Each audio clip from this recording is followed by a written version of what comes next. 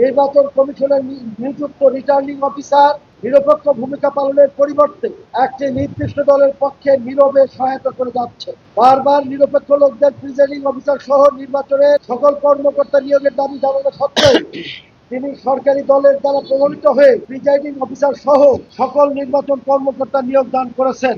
এমত অবস্থায় একটি অবাধ, সুষ্ঠু, গ্রহণযোগ্য নির্বাচন অনুষ্ঠানের পথে অন্তরায় হতে পারে এমন সুনির্দিষ্ট কিছু তথ্য তুলে ধরছি। এক, পক্ষপাত দুষ্ট প্রিজাইডিং অফিসার নিয়োগ। অত্যন্ত পরিতাপের বিষয় যে রিটার্নিং অফিসার কর্তৃক এমন ব্যক্তিদের প্রিজাইডিং অফিসার হিসেবে নিয়োগ দেওয়া হয়েছে যারা সরাসরি সরকারি দলের পদধারী ও সক্রিয় ব্যক্তি। এটি নির্বাচনের নিরপেক্ষতাকে শুরুতেই প্রশ্নবিদ্ধ করেছে। উল্লেখ্য যে 150টি কেন্দ্রের প্রিজাইডিং অফিসারের তালিকা প্রদানের দাবি প্রায় 10 দিন আগে করা হলেও রিটার্নিং অফিসার তা দিতে অস্বীকৃতি জানিয়েছেন।